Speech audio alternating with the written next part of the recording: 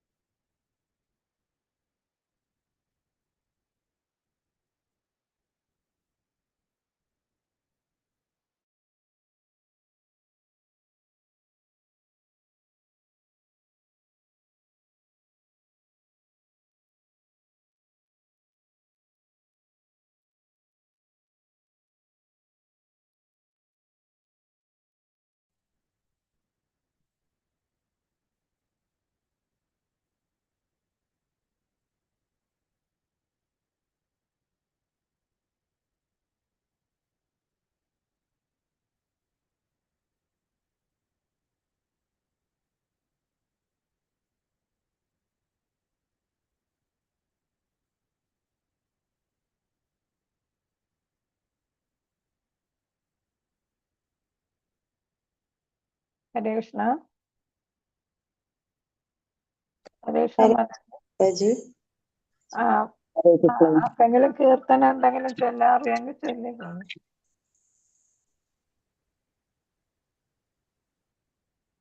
കീർത്തനം അറിയാം. ചൊല്ലിക്കോളൂ മാതാജി. മാതാജി. ചൊല്ലി. ഓം നമോ ഭഗവതേ വാസുദേവായ. ഓം നമോ ഭഗവതേ വാസുദേവായ. ഓം നമോ ഭഗവതേ വാസുദേവായ. ശ്രീമദ് ഭഗവത്ഗീത ധ്യാനം. നാരായണം നമസ്കൃത്യ നരം ചൈവ നരോത്തമം ദേവീം സരസ്വതീം വ്യാസം തതോ ജയമുദീരയേത്. അഷ്ടപ്രായേഷു ഭദ്രേഷു നിത്യം ഭാഗവത സേവയാ.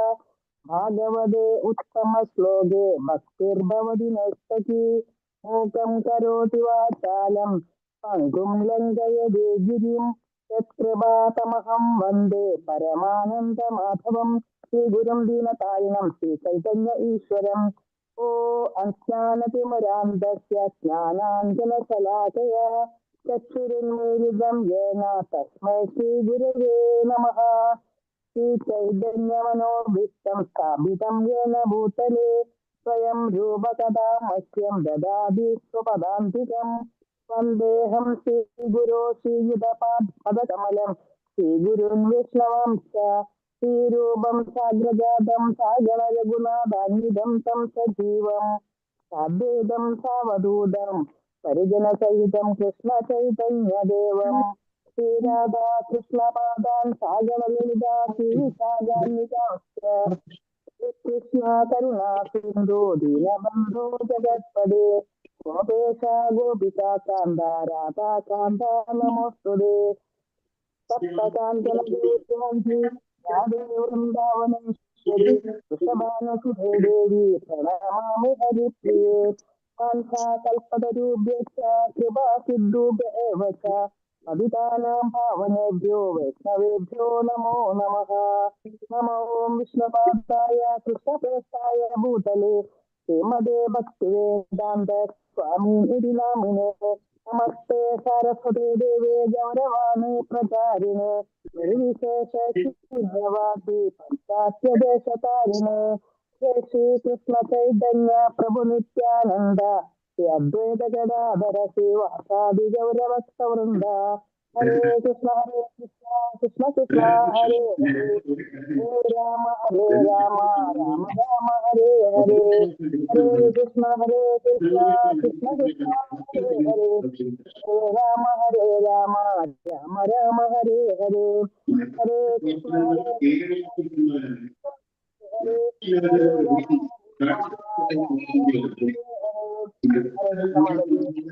ഹരേ കൃഷ്ണ മാതാജി. ഹരേ കൃഷ്ണ. ഇന്ന് ജൂലി മാതാജി ഇല്ലേ? കൂട്ടം ചൂടാക്കണം കേട്ടോ. ഹരേ കൃഷ്ണ. ജൂലി മാതാജി ഇല്ലേ ഇന്ന്?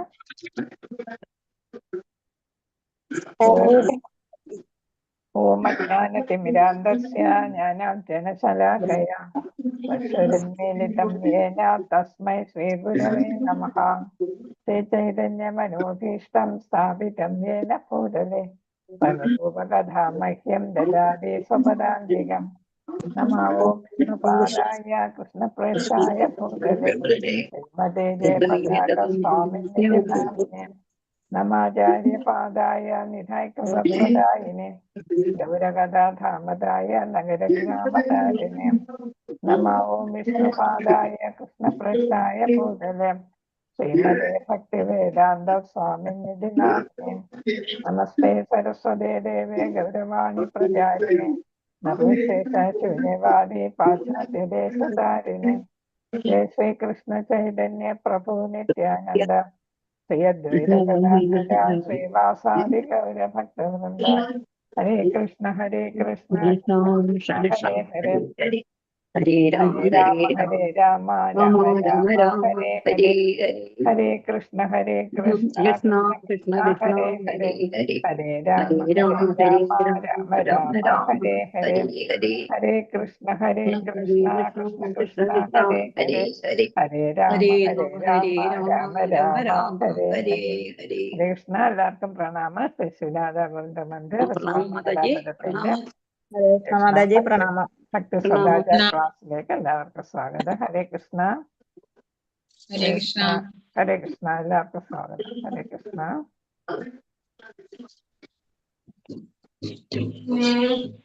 നമ്മൾ പഠിച്ചുകൊണ്ടിരിക്കുന്നത് തെറ്റുകൾ അല്ലെ. എന്തെങ്കിലും തെറ്റുകൾ ചെയ്താല് അത് തിരുത്തുന്നത് എങ്ങനെയാണെന്നൊക്കെയാണ് നമ്മൾ കഴിഞ്ഞ ക്ലാസ്സിൽ പഠിച്ചത് അല്ലേ.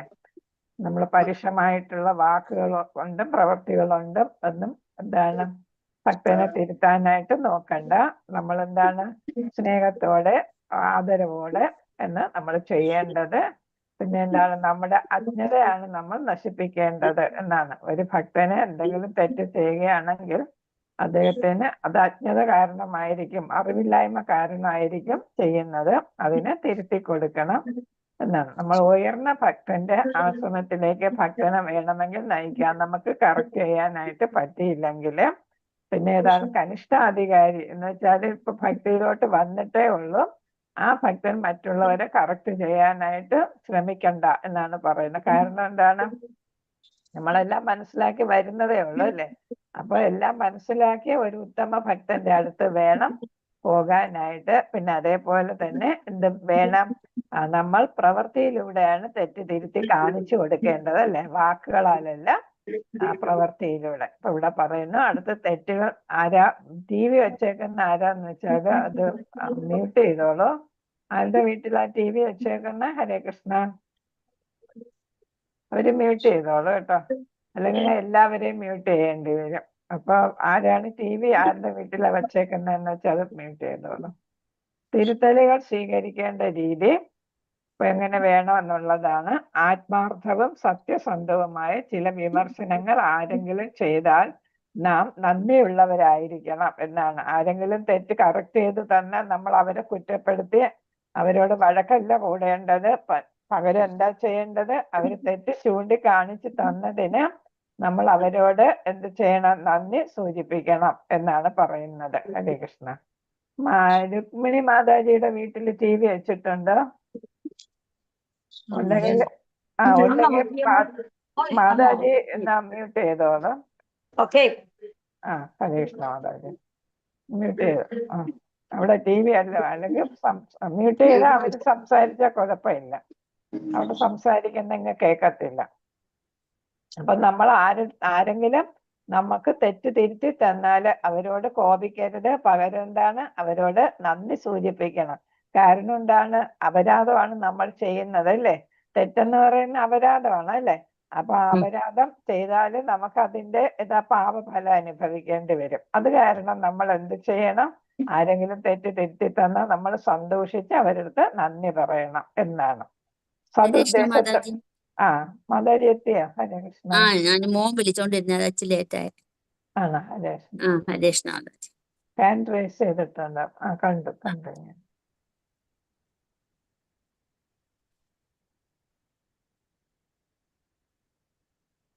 കൃഷ്ണ. പിന്നെ അടുത്തെന്താ പറയുന്നത്? സദുദ്ദേശത്തോടെയുള്ള തിരുത്തലിനോട് നിഷേധാത്മകമായി പ്രതികരിക്കുന്നത് തെറ്റായ അഹംഭാവം പ്രകടിപ്പിക്കലാണ്. അപ്പൊ നമുക്ക് എന്താണ്, നമ്മളെ ഒരാള് കറക്റ്റ് ചെയ്ത് തരുന്നത് അദ്ദേഹത്തിന് ഒന്നും നേടാൻ വേണ്ടിയിട്ടായിരിക്കത്തില്ല അല്ലെ. നമ്മൾ നന്നായാലും നമുക്ക് ഭക്തിയിൽ ഉയരാൻ പറ്റും എന്നതുകൊണ്ടായിരിക്കും നമുക്ക് കറക്റ്റ് ചെയ്ത് തരുന്നത്. നമ്മളിപ്പോ എന്താണ്, കുട്ടികളെ പേരൻസ് കറക്റ്റ് ചെയ്യും അല്ലെ, എന്തിനു വേണ്ടിയിട്ടാണ്? പേരൻസിനൊന്നും നേടാനായിട്ടല്ല, പകരം എന്താണ്, കുട്ടിയുടെ ഭാവിക്ക് അത് നല്ലത് അല്ലെ. അതുകൊണ്ടാണ് കുട്ടിയെ നമ്മൾ കറക്റ്റ് ചെയ്യുന്നത്. അതുപോലെ വേണം നമ്മൾ കണക്കാക്കാനെന്നാണ്. പകരം ചില കുട്ടികൾ തെറ്റ് തിരുത്തിയാൽ ഇങ്ങോട്ട് അടിക്കാൻ നിൽക്കും അല്ലെ. അതുപോലെ ചെയ്യരുത് എന്നാണ് പറയുന്നത്. അതെന്താണ്? അഹംഭാവം ആണ് പ്രകടിപ്പിക്കുന്നതാണ് എന്നാണ്. നിഷേധാത്മകമായി പ്രതികരിക്കുന്നത് എന്ന് വെച്ചാൽ ഒരാൾ കറക്റ്റ് ചെയ്ത് തന്നാൽ ആ കറക്ഷൻ നമ്മൾ സ്വീകരിക്കാതെ അവരോട് ഈർഷ കാണിക്കുകയും കോപം കാണിക്കുകയും ഒക്കെ ചെയ്യുന്നത് നമ്മുടെ അഹംഭാവം കൊണ്ടാണ് എന്നാണ്. ഒരു ഉയർന്ന വൈഷ്ണവൻ ഓരോ തിരുത്തലുകളും ഭഗവാൻ ചൈതന്യ മഹാപ്രഭുവിന്റെ കാരുണ്യമായി കാണും. കാരണം എന്താണ്?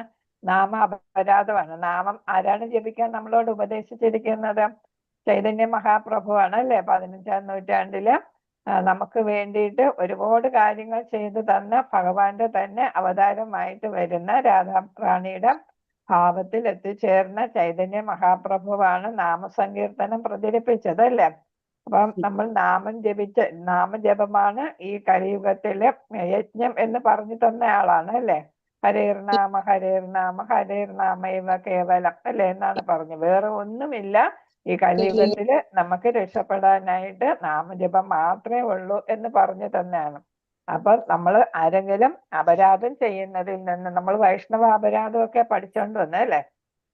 അപ്പൊ അപരാധം ചെയ്യുന്നതിൽ നിന്ന് നമ്മളെ കറക്റ്റ് ചെയ്ത് തരികയാണെങ്കിൽ അത് ഭഗവാന്റെ ചൈതന്യ മഹാപ്രഭുവിന്റെ കാരുണ്യമായിട്ടാണ് ആര് കാണുന്നത്? ഉയർന്ന വൈഷ്ണവർ കാണുന്നത് എന്നാണ്.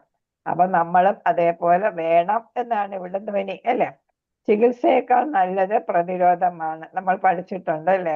സ്റ്റിച്ച് ഇൻ ടൈം സേവ്സ് 9 എന്നൊരു ഇംഗ്ലീഷ് പ്രോവർബ് ഉണ്ട്. നമ്മൾ സമയത്തൊരു കാര്യം ചെയ്താല് അത് ഒരുപാട് ചികിത്സയ്ക്ക്, അല്ലെങ്കിൽ ഇപ്പൊ ഒരു ചെറിയ മുറിവുണ്ടായ അതിനപ്പം തന്നെ നമ്മൾ മരുന്നൊക്കെ ഇട്ട് ശുശ്രൂഷിച്ച് അല്ലെ മുടക്കുകയാണെങ്കിൽ അത് വലിയ മുറിവായിട്ട് പോകത്തില്ല അല്ലെ. ചിലതാണ്ട പിന്നെ ഒരുപാട് സ്റ്റിച്ചൊക്കെ ഇട്ട് അങ്ങനെയൊക്കെ ചെയ്യേണ്ടി വരും, വലിയ വ്രണമാവും അല്ലെ. അപ്പൊ അതുകൊണ്ട് നമ്മൾ ചെയ്യേണ്ടത് അപ്പൊ ചെയ്യുക എന്നുള്ളതാണ് അതുകൊണ്ട് ഉദ്ദേശിക്കുന്നത് അല്ലെ. അപ്പൊ ചികിത്സയേക്കാൾ നല്ലത് പ്രതിരോധമാണെന്ന് വെച്ചാൽ അസുഖം വരാതിരിക്കുന്നതാണ് അസുഖം വന്ന് ചികിത്സിക്കുന്നതിനേക്കാൾ നല്ലത് എന്ന് പറയുന്നത്. അതായത് നമ്മൾ തെറ്റ് ചെയ്യാതിരിക്കുന്നതാണ് തെറ്റ് തിരുത്തുന്നതിനേക്കാൾ നല്ലതല്ലേ. അപ്പൊ നമ്മൾ അറിഞ്ഞുകൊണ്ട് തെറ്റുകൾ ചെയ്യരുത്, നമ്മൾ ശ്രദ്ധിക്കണം. അപരാധം ചെയ്യാതെ നമ്മൾ നേരത്തെ തന്നെ അത് ശ്രദ്ധിക്കണം എന്നാണ്. അപ്പൊ പ്രതിരോധമാണ് ചികിത്സയേക്കാൾ നല്ലത്. അപ്പൊ നമ്മൾ തെറ്റ് ചെയ്യാതിരിക്കുക. അവരവരുടെ ഭക്തിപരമായ പെരുമാറ്റത്തിൽ ശരിയായ അവബോധം വളർത്തിയെടുക്കാനുള്ള ഉത്തരവാദിത്തം എല്ലാ ഭക്തജനങ്ങളും ഏറ്റെടുക്കുകയാണെങ്കിൽ തിരുത്തലുകളിന്റെ ആവശ്യകതയെ ഉണ്ടാകത്തില്ല, അത് കുറയ്ക്കും, ആവശ്യകതയെ ഉണ്ടാകത്തില്ല അല്ലെ. അപ്പൊ നമ്മൾ ഭക്തിയിൽ എത്തിക്കഴിഞ്ഞ് നമുക്ക് കൃഷ്ണ ഭഗവാനെ കുറിച്ചുള്ള അവബോധമുണ്ട്, കൃഷ്ണാവബോധമുണ്ട്. അപ്പൊ നമ്മൾ ഭഗവാന്റെ വാക്കുകളും എല്ലാം, അതുപോലെ തന്നെ ആചാര്യന്മാരുടെ വാക്കുകളെല്ലാം മറ്റുള്ളവർക്ക് പകർന്നു കൊടുക്കാനും നമ്മൾ ആ തത്വങ്ങളൊക്കെ അനുസരിച്ച് ജീവിക്കാനും ഒക്കെ ശ്രമിക്കുകയാണെങ്കിൽ, ആ ഉത്തരവാദിത്തങ്ങൾ നമ്മൾ ഏറ്റെടുക്കുകയാണെങ്കിൽ ഞാൻ തെറ്റുകൾ ചെയ്യത്തില്ല, നമ്മൾ പഠിച്ച കാര്യങ്ങൾ അതേപോലെ പാലിക്കും, ഗുരുക്കന്മാര് ബഹുമാനിക്കും, അവർ പറഞ്ഞു തന്ന കാര്യങ്ങളെല്ലാം അതേപോലെ ജീവിതത്തിന്റെ ഭാഗമാക്കും എന്നൊക്കെ നമ്മൾ വിചാരിക്കുകയാണെങ്കിൽ തിരുത്തലിന്റെ ആവശ്യമേ ഉണ്ടാകുന്നില്ല എന്നാണ് പറയുന്നത്. കുറയ്ക്കും എന്ന് വെച്ചാൽ നമുക്ക് തീരെ തന്നെ അതിന്റെ ആവശ്യം വരുന്നില്ല, നമുക്ക് ശരിയായ ഭക്തനായിട്ട് തുടരാനായിട്ട് സാധിച്ചു. ഇവിടെ ഒരു കത്തിന്റെ കാര്യമാണ് അടുത്ത് പറയുന്നത്. പ്രഭുപാദർ എഴുതിയ കത്താണ്, വൃന്ദാവനേശ്വരിക്കുള്ള കത്താണ്. താങ്കളെ വിഷമിപ്പിച്ച ജയഗോവിന്ദൻ നടത്തിയ ചില വിമർശനങ്ങളെ കുറിച്ച് താങ്കൾ സൂചിപ്പിച്ചിട്ടുണ്ട്. കൃത്യമായി എന്താണ് കാര്യമെന്ന് എനിക്കറിയില്ല, എന്നാൽ സത്യസന്ധമായ ചില വിമർശനങ്ങൾ ഉണ്ടെങ്കിലും അസ്വസ്ഥനാകാൻ ഒരു കാരണവുമില്ല. അപ്പൊ എന്താണ്, ജയഗോവിന്ദൻ എന്ന് പറയുന്ന ഒരു ഭക്തൻ എന്ത് ചെയ്തു, വൃന്ദാവനേശ്വരിക്ക് ഉള്ള കത്തിൽ പറഞ്ഞിരിക്കുന്ന അവിടുത്തെ ഒരു ആചാര്യനെ അല്ലെങ്കിൽ വൃന്ദാവനേശ്വരി ആ പ്രഭുവിനെ തന്നെ എന്ത് ചെയ്തിട്ടുണ്ട്, വിമർശിച്ചിട്ടുണ്ട്.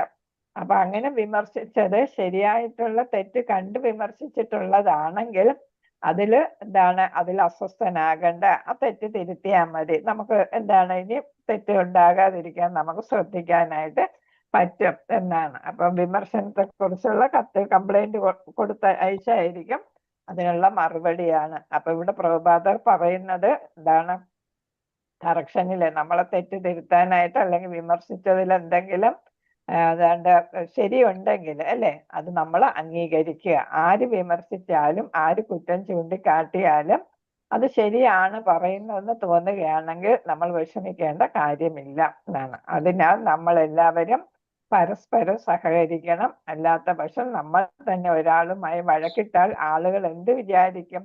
ഒരു ഭക്തൻ എപ്പോഴും പെരുമാറ്റത്തിൽ ഉത്തമനാണ്. അപ്പൊ ഒരു കൺക്ലൂഷൻ അല്ലെ, ഒരു പിന്നെന്താ സജഷനും കൂടെ പറഞ്ഞു കൊടുത്തേക്കാണ്.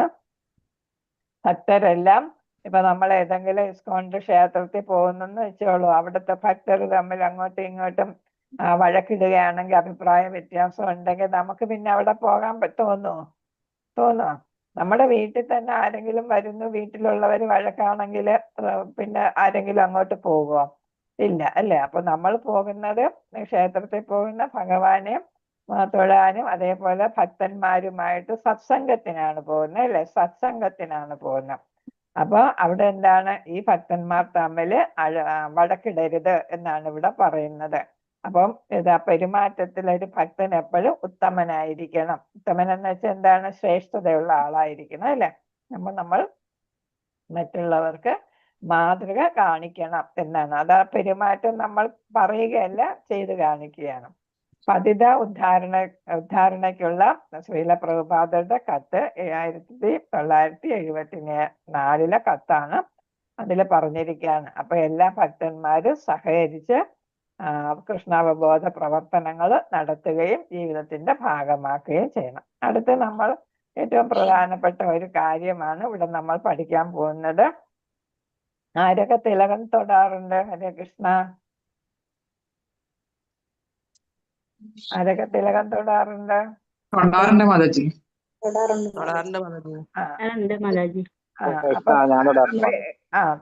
അപ്പൊ എങ്ങനെ ഇടുന്നെന്ന് പറഞ്ഞോളൂ.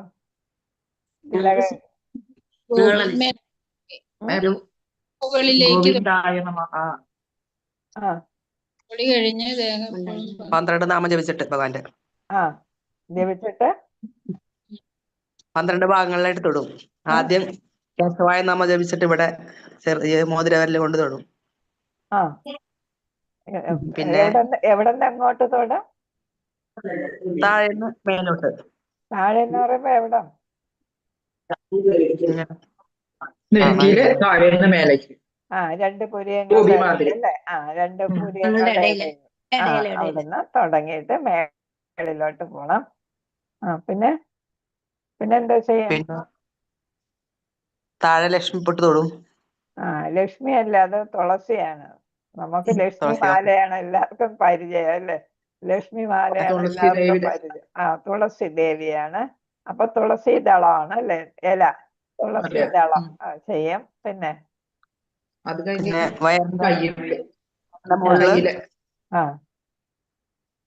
മുകളില് പിന്നെ ബ്രസ്റ്റിന്റെ താഴെ ഭാഗമായിട്ട് സെന്ററില്, പിന്നെ മുകളില് കഴുത്തില്, പിന്നെ റൈറ്റ് സൈഡില് വയറിന്റെ സൈഡില് വലത്തെ കയ്യിൽ 2 വശത്തും, ഇടത്തെ കയ്യില് വയറിന്റെ ലെഫ്റ്റ് സൈഡില്, 2 കയ്യില് മുകളില്, പുറകില് എവിടെ? പുറകില് മുകളില് നമ്മുടെ കഴുത്തിന് താഴെയിട്ട്, കഴുത്തിന്റെ ബാക്ക് സൈഡിൽ അല്ലേ.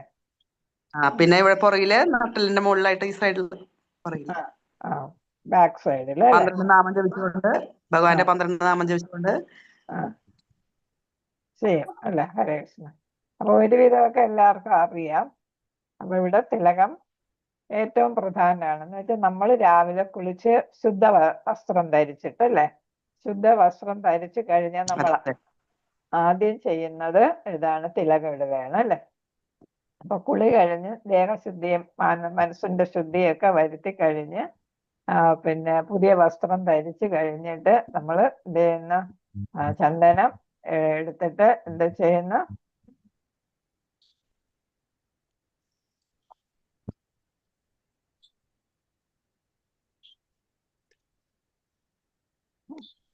അപ്പൊ നമ്മളിവിടെ പറഞ്ഞതുപോലെ ഈ ലെഫ്റ്റ് ഹാൻഡില് ഇവിടെ എന്ത് ചെയ്യുന്നു, ചന്ദനം എടുക്കുന്നു അല്ലെ. എന്ത് ചന്ദനം എടുക്കുക?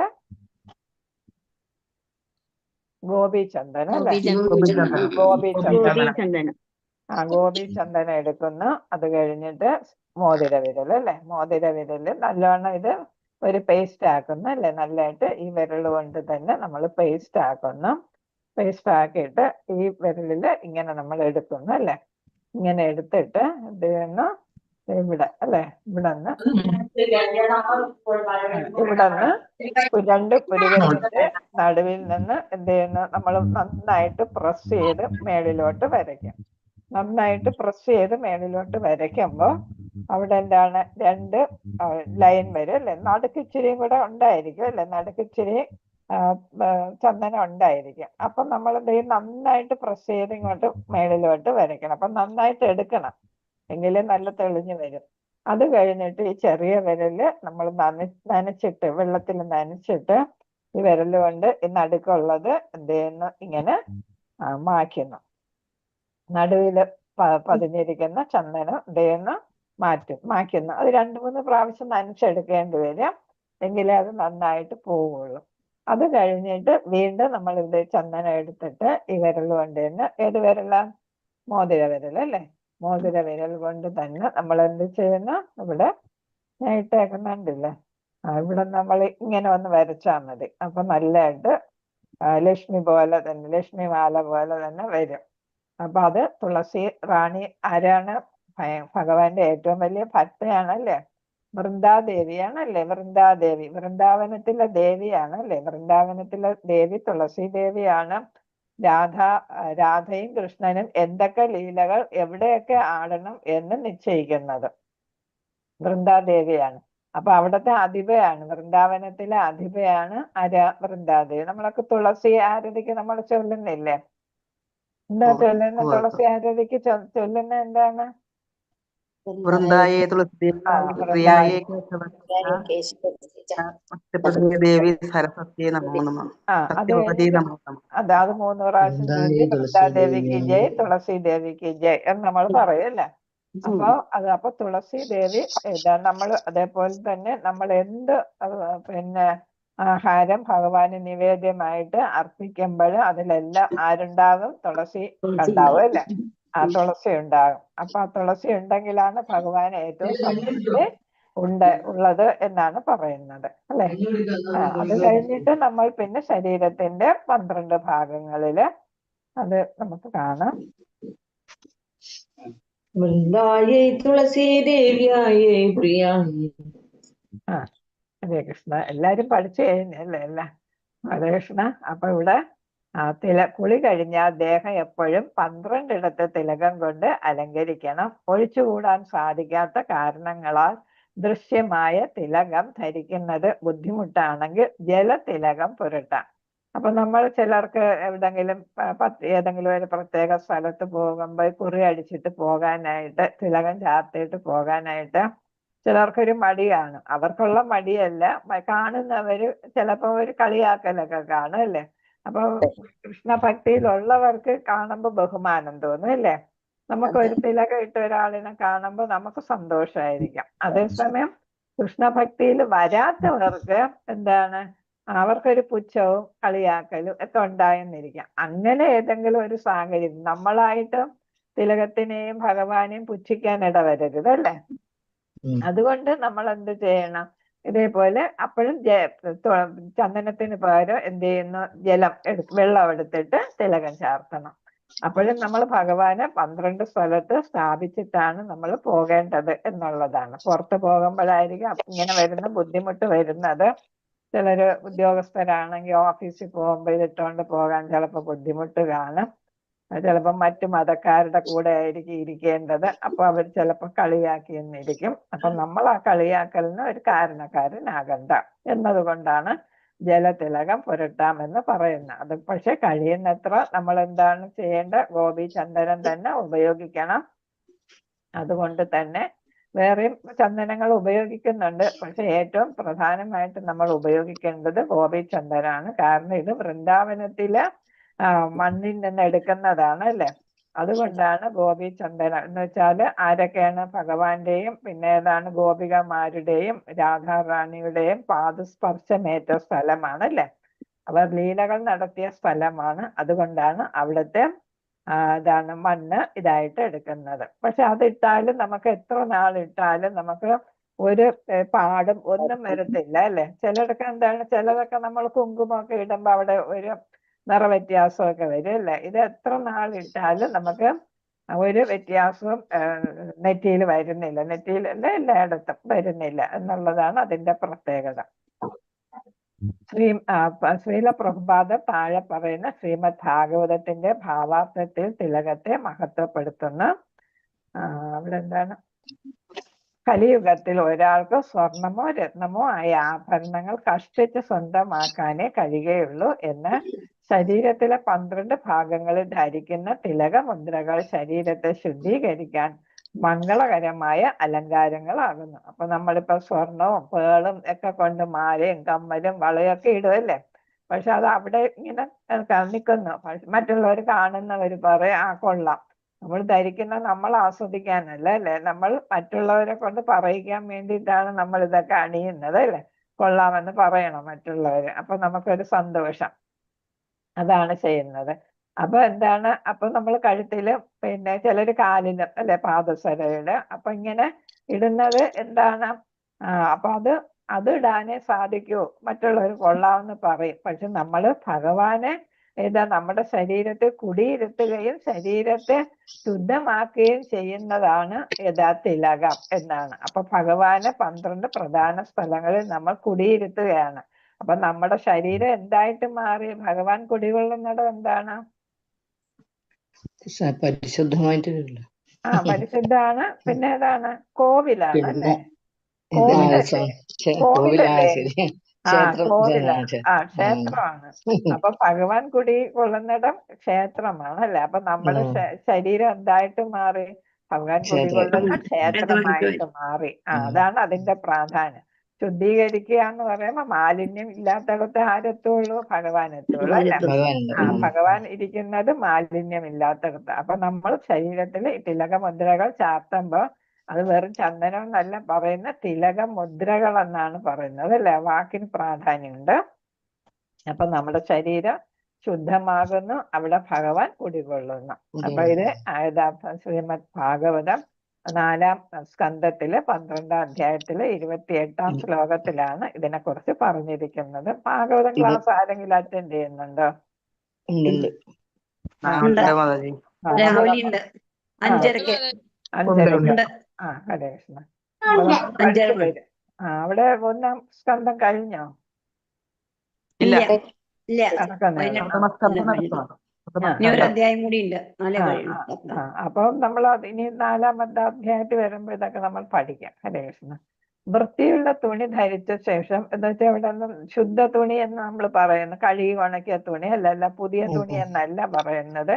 കഴുകി ഉണക്കിയ തുണി ധരിച്ച ശേഷം ശുദ്ധീകരിച്ച ആസനത്തിൽ കുശപ്പുല്ല്, നമുക്കറിയാലോ കുശപ്പുല്ല് ഉള്ള പായ, അതിലാണ് അത് ഇരുന്ന കൊള്ളാം, എത്രയും കൊള്ളാം. എന്നാലും ശുദ്ധീകരിച്ച് നമുക്ക് എപ്പോഴും നമ്മൾ ഏതെങ്കിലും ഒരു പലക ഇട്ടൊക്കെയാണ് പൂജ ചെയ്യുക. പൂജാരികൾ പൂജ ചെയ്യുന്ന കണ്ടിട്ടില്ലേ?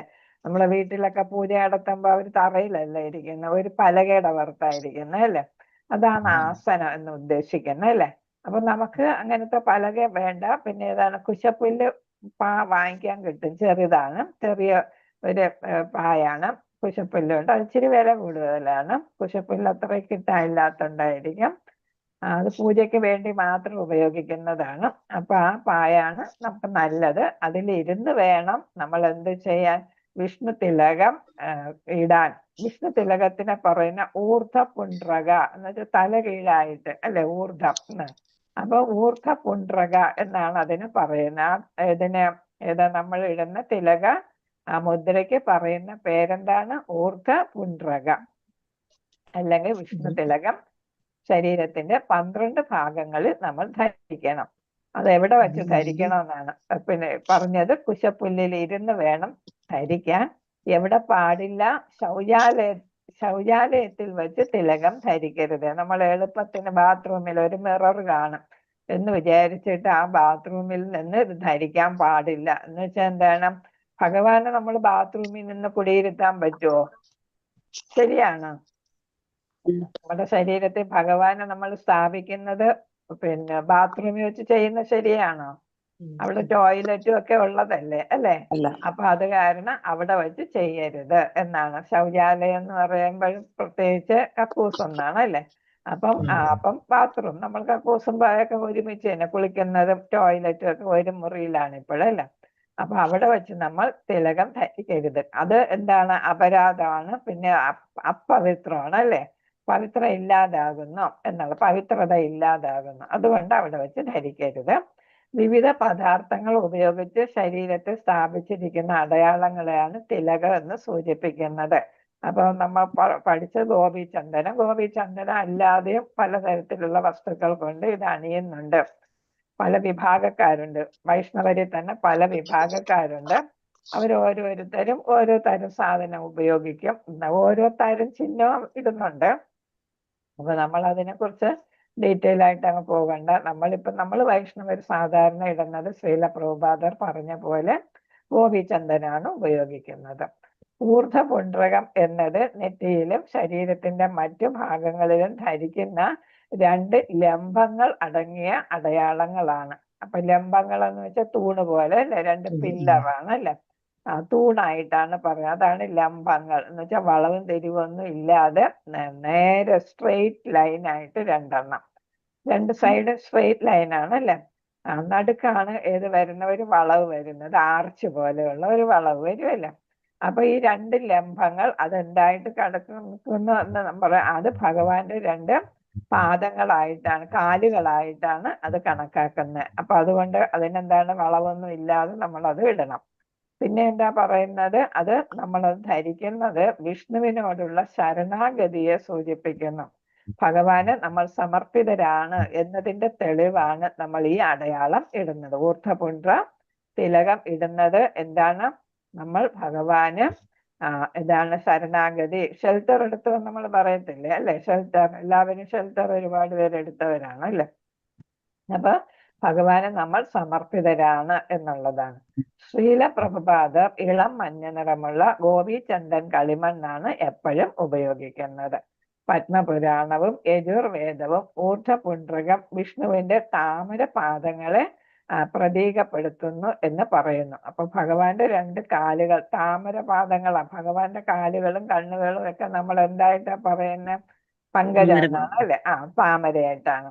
അപ്പൊ താമര പാദങ്ങളെയാണ് ഏത് പറയുന്നത്? ഈ 2 ഊർധ പുണ്ഡ്രക അല്ലെ എന്നായിട്ടാണ് പറയുന്നത്. അത് ഏതില്ല? പത്മപുരാണത്തില്, യജുർവേദത്തിലും.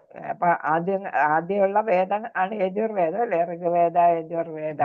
അതാണ് ആദ്യം തുടങ്ങിയത്. പുരാണമൊക്കെ പിന്നെ വരുന്നത്. ഇത് ശ്രുതിയാണ്. യജുർവേദം എന്നൊക്കെ പറയുന്നത് ശ്രുതിയാണ്. പത്മപുരാണം എന്ന് പറയുന്നത് സ്മൃതിയാണ് അല്ലെ, പിന്നീട് രചിക്കപ്പെട്ട സ്മൃതിയും ശ്രുതിയും ഒക്കെയാണ്. അപ്പൊ അതിലൊക്കെ തന്നെ പറയുന്നുണ്ട്. അപ്പൊ അത്രയ്ക്ക് പ്രാധാന്യമുണ്ട്. നാം ഊർധപുണ്ഡ്രകം സ്ഥാപിക്കുന്ന ശരീരത്തിന്റെ 12 ഭാഗങ്ങൾ അടയാളങ്ങൾ ഏകപക്ഷീയമായ ബിന്ദുക്കളല്ല. നമ്മൾ 12 ഇടത്ത് ഇടുന്നത് അത് എന്താണ്? വെറും ബിന്ദുക്കളല്ല, പോയിന്റുകളല്ല എന്നാണ് പറയുന്നത്. ബിന്ദു എന്ന് വെച്ചാൽ പോയിന്റ് അല്ലേ, വെറും പോയിന്റുകളല്ല. അവ വിഷ്ണുവിന്റെ നാമങ്ങൾ ഉരുവിടുകയും ഭഗവാന് മാനസികമായി അവയിൽ പ്രതിഷ്ഠിക്കുകയും ചെയ്യുന്നതിലൂടെ ഉണ്ടാകുന്ന ആത്മീയ ഊർജം എളുപ്പത്തിൽ ആഗിരണം ചെയ്യുന്ന സദേചന ബിന്ദുക്കളാണ് അല്ലെങ്കിൽ സ്ഥാനങ്ങളാണ്. ബിന്ദു എന്ന് പറയുമ്പോൾ ഇവിടെ പോയിന്റ്, സ്ഥാനം. അപ്പൊ ഈ സ്ഥാനത്തിന്റെ പ്രത്യേകത എന്താണ്? ഭഗവാന്റെ പറയുന്നത് നാമങ്ങൾ ഉരുവിട്ട് നമ്മൾ അത് ഇടുമ്പോ ഭഗവാനെ നമ്മൾ മാനസികമായി ഈ 12 സ്ഥലങ്ങളിൽ പ്രതിഷ്ഠിക്കുകയാണ് ചെയ്യുന്നത്. അതിലൂടെ ഭഗവാനിൽ നിന്ന് കിട്ടുന്ന ആത്മീയ ഊർജം, എനർജി എന്താണ്, നമ്മുടെ ശരീരം ആഗിരണം ചെയ്യുന്നു. ഈ 12 ഭാഗങ്ങളും ആഗിരണം ചെയ്യുന്നു. അപ്പൊ ഭഗവാനിൽ നിന്നുള്ള ഊർജം നമുക്ക് കിട്ടുന്നു, എനർജി നമുക്ക് കിട്ടുന്നു, അല്ലെ? നമ്മൾ നാമം ചൊല്ലി ഇടുമ്പോ ഭഗവാനിൽ നിന്നുള്ള ഊർജം നമുക്ക് കിട്ടുകയാണ് ചെയ്യുന്നത് എന്നാണ്. അപ്പൊ ഭഗവാനിൽ നിന്ന് ഊർജം നമുക്ക് രാവിലെ കിട്ടുകയാണ്. 4 മണിക്ക് എണീറ്റ് കുളിച്ച് ഇടുമ്പോ അപ്പം മുതലേ നമുക്ക് നമ്മുടെ ശരീരത്തിൽ ആര് പ്രവേശിക്കുന്നു? ഭഗവാൻ പ്രവേശിക്കുകയാണ്, അല്ലെ? അപ്പൊ അന്നത്തെ ദിവസം നമുക്ക് ചെയ്യേണ്ട സത്കർമ്മങ്ങൾക്കെല്ലാം ഏതാണ് ഭഗവാന്റെ ഒരു മേൽനോട്ടം ഉണ്ടായിരിക്കും, അല്ലെ? നമ്മൾ അന്നെല്ലാം സത്കർമ്മങ്ങളായിരിക്കും ചെയ്യുന്നത്.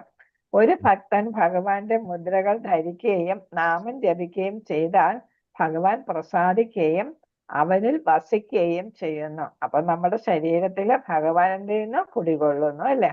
അപ്പൊ ഭഗവാൻ എന്താണ്, നമ്മളെ അനുഗ്രഹിക്കുകയും ചെയ്യും. ഈ വിധത്തിൽ ഭൗതിക ശരീരം ഭഗവാന്റെ വിശുദ്ധീകരിക്കപ്പെട്ട ഒരു ക്ഷേത്രമായിട്ട് മാറുന്നു. അപ്പൊ നമ്മുടെ ശരീരം വെറും ശരീരമല്ല, പിന്നെ ഏതാണ്, ഭഗവാൻ കുടികൊള്ളുന്ന ക്ഷേത്രമായിട്ട് മാറും. ഈ സ്ഥലങ്ങളിൽ തിലകം പുരട്ടുന്നതിലൂടെയും വിഷ്ണുവിന്റെ നാമങ്ങൾ ചൊല്ലുന്നതിലൂടെയും ഒരാളിന്റെ ശരീരം വിശുദ്ധീകരിക്കുകയും ഭഗവാന്റെ സേവനത്തിനായി ശരീരത്തെ സമർപ്പിക്കുകയും ചെയ്യുന്നു.